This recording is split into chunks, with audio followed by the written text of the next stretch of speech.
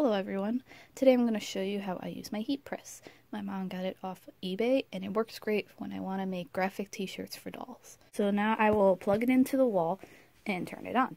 And one thing I want to note is that when I turn it on, I tend to leave it open so that I can place my t-shirts here as they're getting ready with the designs on them.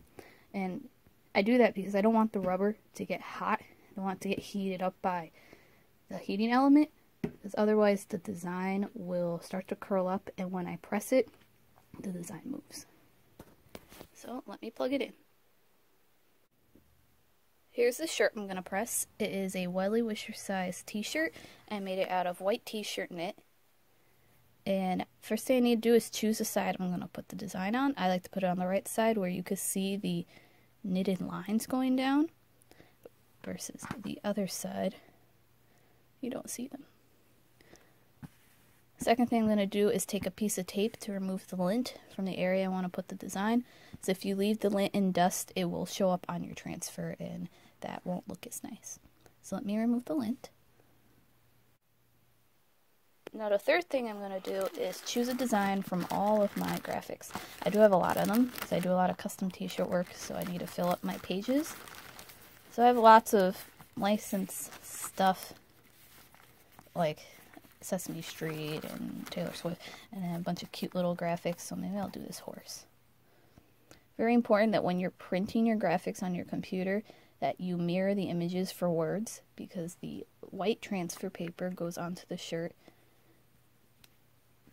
kind of in a backwards sense. So you're not doing this. That's for dark transfer paper. You're doing this. For these little images, I don't mirror them, but for words, let me grab one. This Lion King poster needs to be mirrored. So I'm going to go set it on my heat press mat and wait for it to get up to temperature.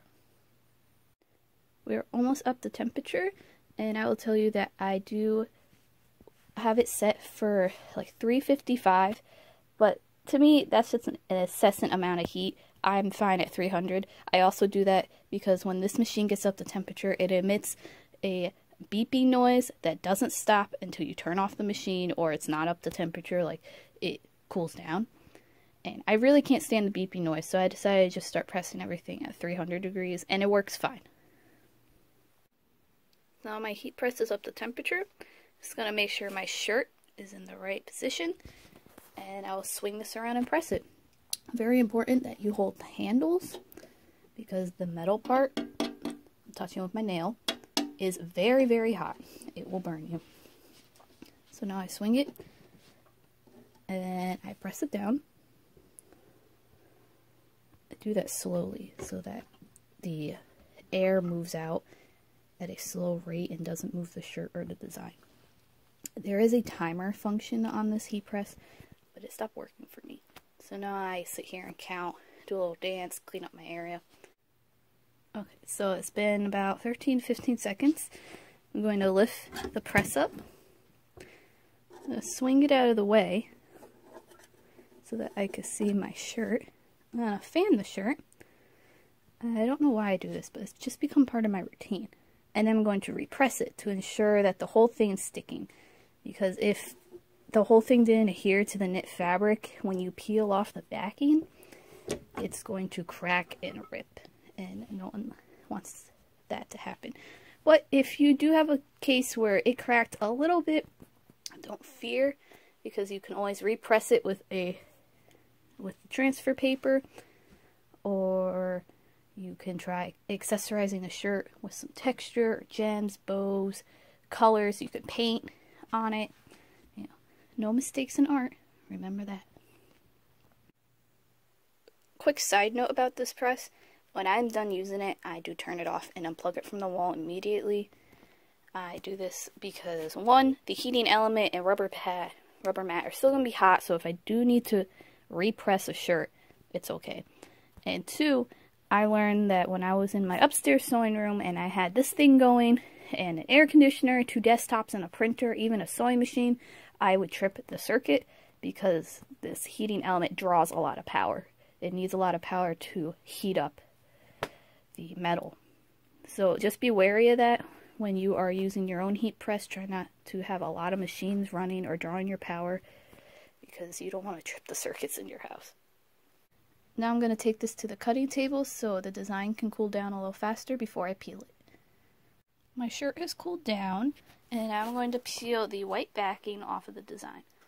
So this, you can use 2 hands, and if you're lucky, you may get it off with 1 hand.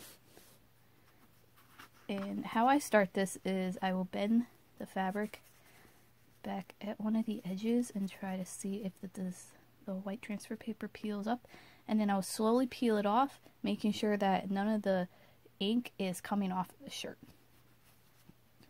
So let's see. You can even slide a nail underneath. Might come off. See, this one's coming off nicely. I find the longer you press it, the easier it's going to come off because it completely adheres. But don't press it for too long.